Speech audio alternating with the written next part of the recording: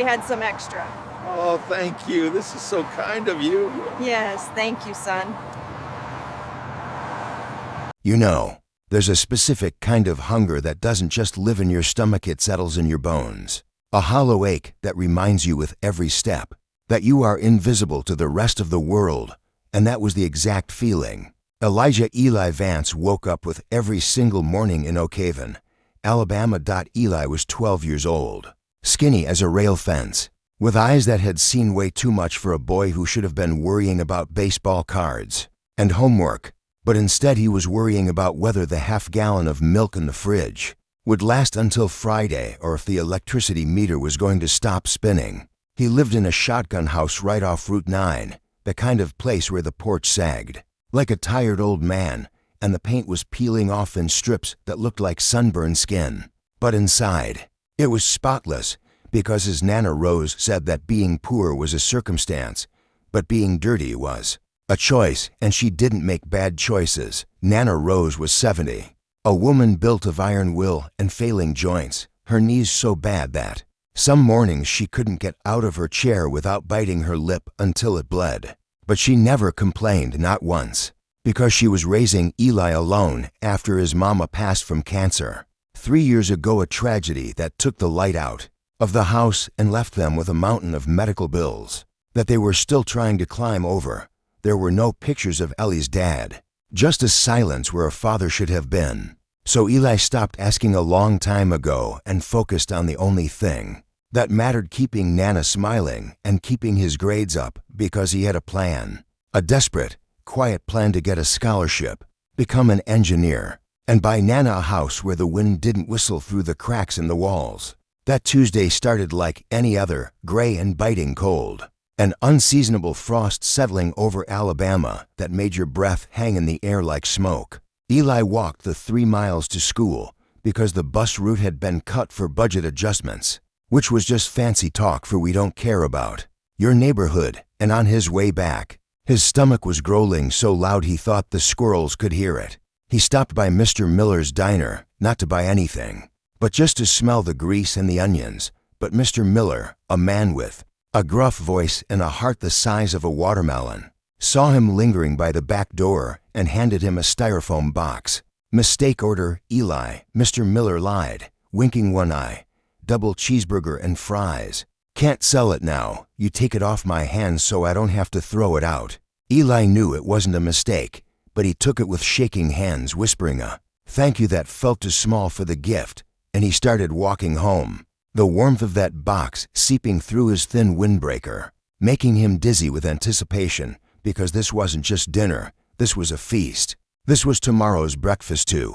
He was cutting through the old service road near the interstate, a desolate stretch of asphalt surrounded by pine trees that looked like black jagged teeth against the twilight sky, when he saw it, a sleek, silver luxury sedan dead on the shoulder, steam rising from the hood like a ghost. Now, in Oak Haven, you learn early that a black boy walking up on a stranded car in the dark isn't always safe. It's a calculation, a risk, because people get scared, and scared people do dangerous things.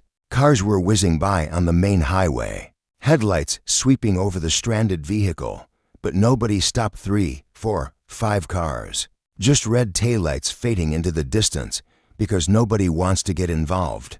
Nobody wants the hassle. Eli hesitated, clutching his burger box, thinking about Nana waiting at home, thinking about the cold. But then he saw the passenger door open and an elderly woman stepped out, wrapping a thin cashmere shawl around her shoulders, shivering so hard she looked like she was vibrating. She looked frail, terrified, and totally out of place, and something in Ellie's chest tightened. The memory of his own mama in the hospital, cold and needing a blanket, flashed in his mind. He couldn't walk away. He took a breath, touched the small gold cross he wore under his shirt, his mama's necklace, and stepped into the light.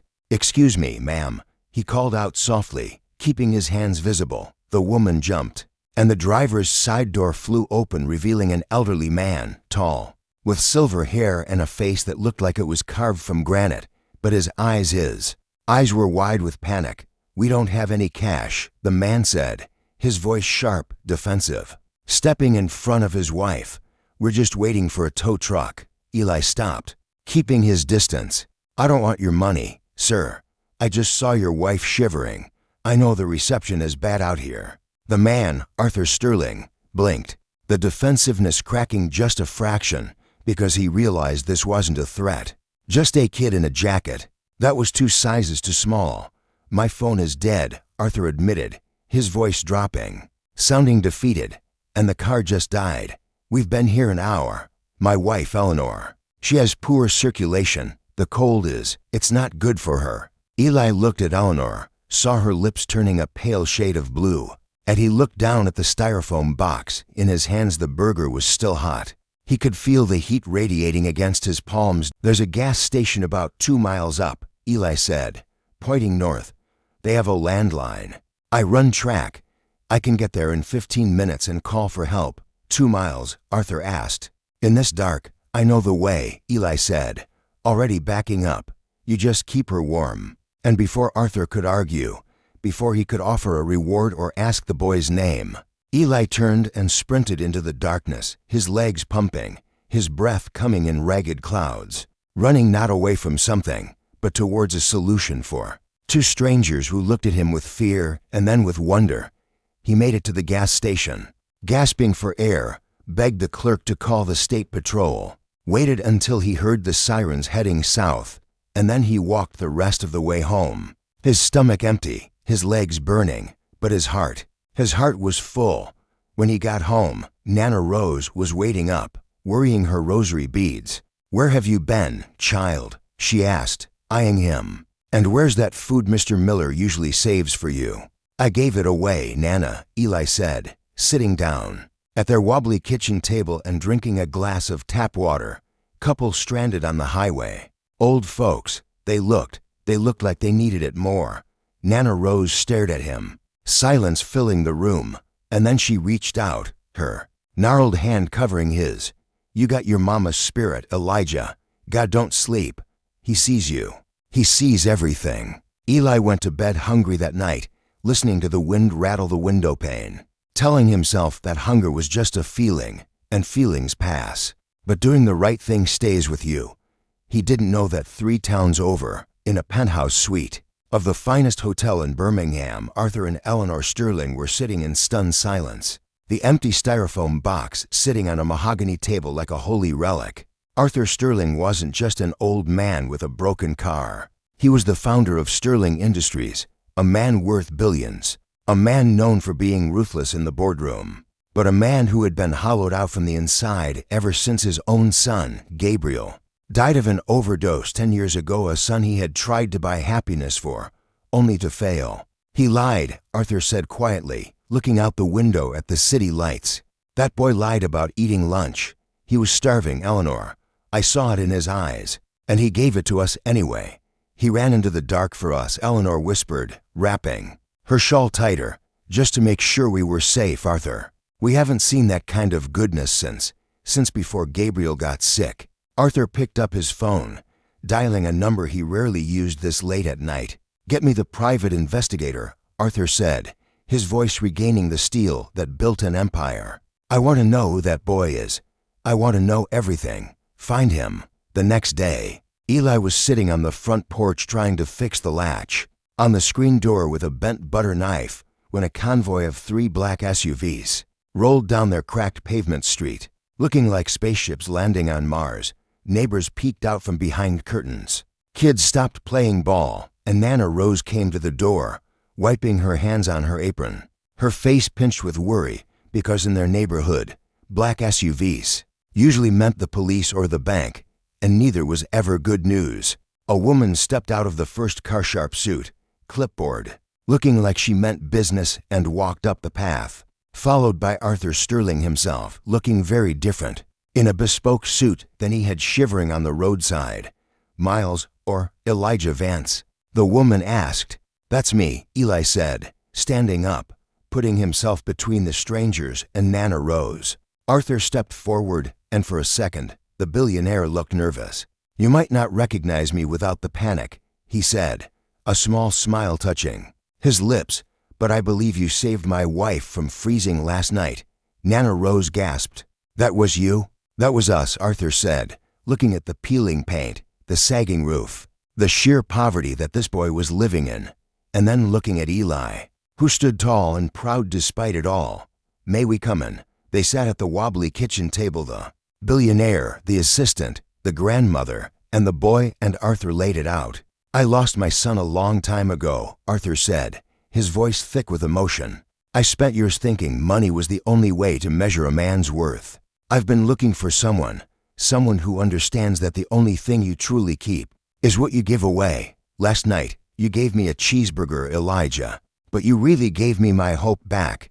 He nodded to the assistant, who placed a thick leather folder on the table. Elijah, Arthur said, leaning in.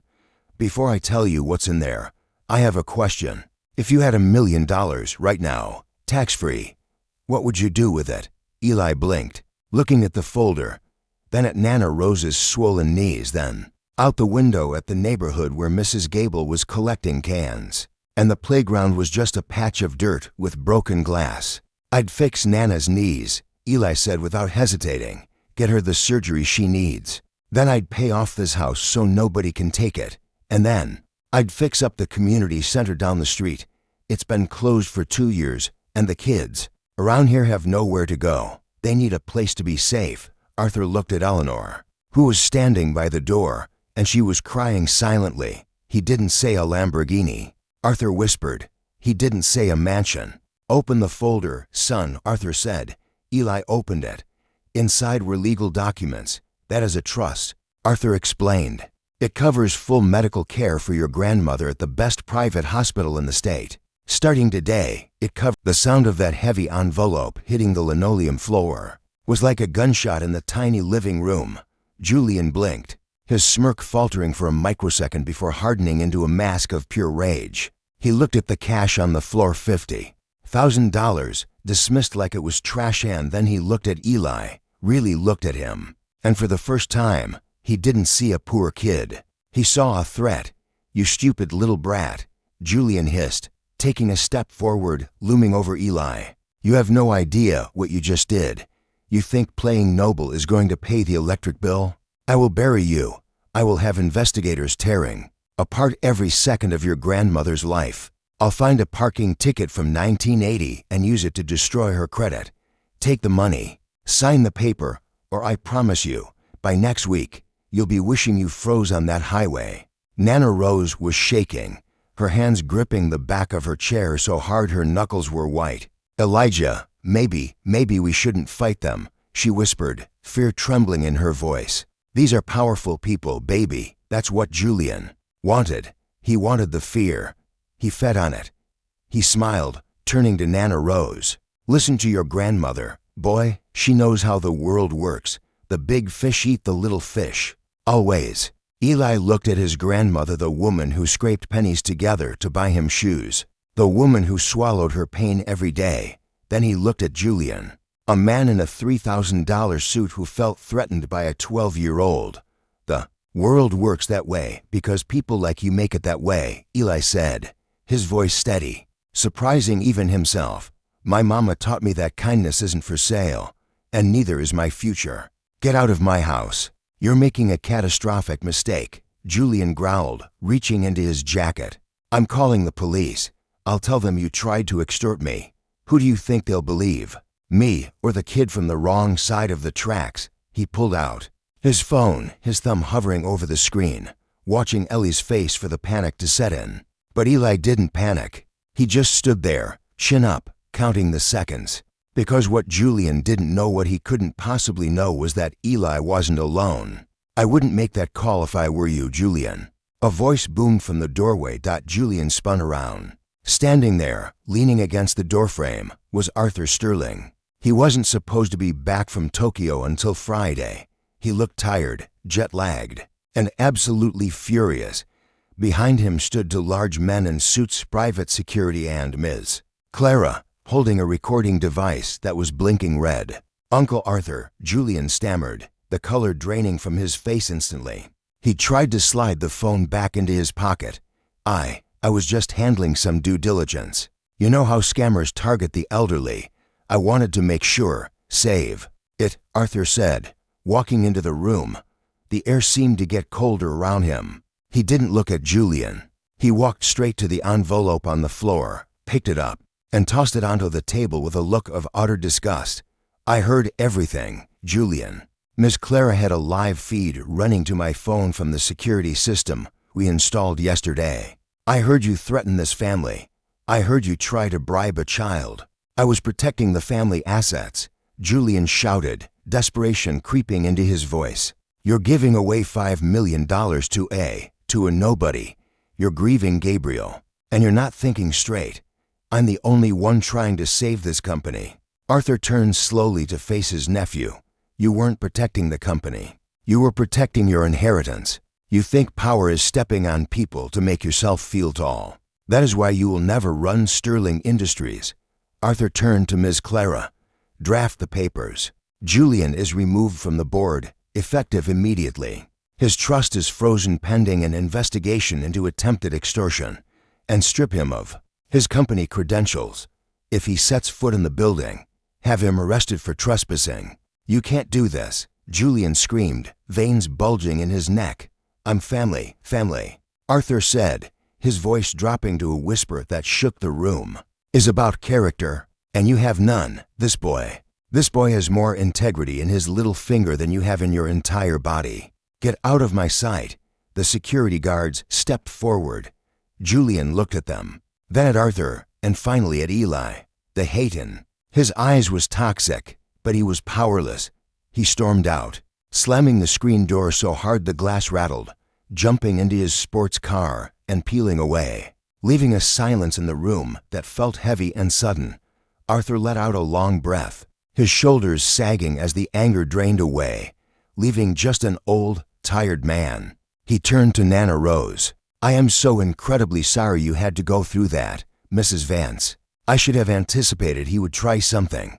He won't bother you again. Then he looked at Eli. You stood your ground, son, even when he offered you a fortune. Why? Eli looked at the envelope on the table. Because if I took the money, I'd be saying he was right. I'd be saying that I have a price, and I wanted to build that community center more than I wanted the cash. Arthur smiled, and this time, it reached his eyes. Well then, partner, we have work to do. 1 year later, the Oakhaven sun was shining bright, reflecting off the floor-to-ceiling glass windows of the newly opened Vance Sterling Community Center. It was beautiful, a modern building rising out of the dust of the old neighborhood. Like a flower in the desert, there was a basketball court, a computer lab with 30 brand new Macs, a library stocked with thousands of books, and a clinic where doctors volunteered twice a week. A crowd of hundreds had gathered for the ribbon cutting. There were news cameras, the mayor, and kids running around wearing t-shirts with the center's logo, a hand holding a heart. Eli stood on the stage, a year older, a little taller, wearing a suit that actually fit him. Next to him sat Nana Rose, looking 10 years younger. She had had her knee surgery, her hair was done up, and she was glowing. Waving at Mrs. Gable in the front row, Arthur Sterling stepped up to the microphone. The town went quiet. People ask me why I invested in Oakhaven, Arthur said, his voice amplified across the parking lot. They tell me it's a bad return on investment, but they're measuring with the wrong ruler. A year ago, I was lost on a highway, and a young man saved me, not because he wanted a reward, but because he couldn't stand to see someone suffer. That young man taught me that the only way to heal yourself is to heal the world around you. He gestured to Eli. Ladies and gentlemen, the Director of Student Outreach, Elijah Vance. Eli walked to the podium. His hands were shaking a little, but he touched the cross under his shirt, took a breath, and looked out at the crowd. He saw kids he used to go to school with, who used to be hungry just like him, now eating free lunch at the buffet tables. He saw hope where there used to be none. My mama used to tell me, Eli said, his voice ringing clear, that we are invisible until we decide to turn on the light. We turned on the light in Oakhaven, and we aren't ever turning it off again. The crowd erupted. Nana Rose wiped tears from her eyes. Arthur clapped until his hands hurt. Later that afternoon, after the speeches were done and the sun was setting, painting the sky in purples and oranges, Eli sat on the steps of the new center. He was tired, but good tired. A black car pulled up. Not a fancy SUV, just a regular sedan. A man got out. It was Mr. Miller from the diner. He walked up the steps and handed Eli a styrofoam box. Double cheeseburger. Mr. Miller winked. On the house for the director. Eli laughed, opening the box. The smell hit him, taking him back to that night on the highway. But this time, he wasn't eating alone. "Hey, Arthur," Eli yelled to the billionaire who was chatting with the architect nearby. "You hungry?" Arthur walked over, loosening his tie.